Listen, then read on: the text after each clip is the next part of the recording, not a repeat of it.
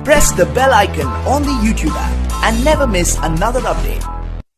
যোৱাকালি অযোধ্যাৰ ৰাম মন্দিৰ নিৰ্মাণ কৰাৰ ক্ষেত্ৰত যি ভূমিপূজন কাৰ্য সম্পাদন কৰা হৈছিল তাৰ পৰিপ্ৰেক্ষিতত অসমৰ শোণিতপুৰ জিলা ঢেকিয়াজুলিত যি জঘন্য কাণ্ড সংঘটিত হৈছে তাক আমি সদৌ অসম গৰিয়ামৰীয়া দেখি জাতীয় পৰিষদৰ তৰফৰ পৰা তীব্ৰ গৰিহণা দিছোঁ।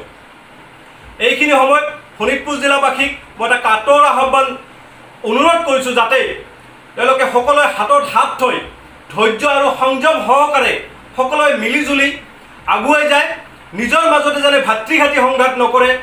লগতে মই অসমৰ সকলো ৰাইজকে ক'ব খুজিছোঁ যে এইখিনি সময়ত কোনো ৰাজনৈতিক দলৰ উত্তেজিত বক্তব্যৰ দ্বাৰা যাতে প্ৰৰোচিত নহয়, নিজকে যাতে সংযম কৰি ৰাখি অসমৰ স্বাৰ্থৰ খাতিৰত সকলোৱে হাতত হাত থৈ যাতে আগবাঢ়ি যায়।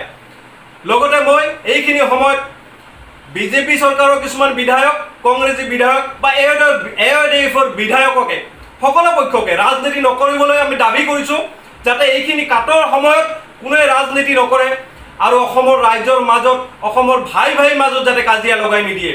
লগতে মই কিছুমান ৱেব পৰ্টেল চেনেলক ক'ব খুজিছোঁ যাতে আপোনালোকে এইখিনি সময়ত সঠিকটোৱে নিউজ পৰিৱেশন কৰে। TRPৰ কাৰণে যাতে আপোনালোকে যি টি নিউজ পৰিৱেশন নকৰে। আপোনালোকৰ নিউজৰ দ্বাৰা মানুহ প্ৰভাৱিত হয়, অসমৰ চুকে কোণে মানুহবোৰ নিউজ চায় আৰু গতিকে সকলো নিউজ চাই মানুহবিলাকে যাতে বিভ্ৰান্তিত, মানুহবিলাকে যাতে বিপদে পৰিচালিত নহয়।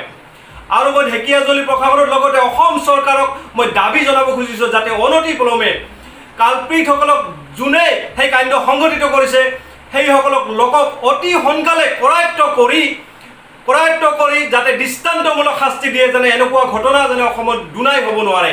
ধন্যবাদ।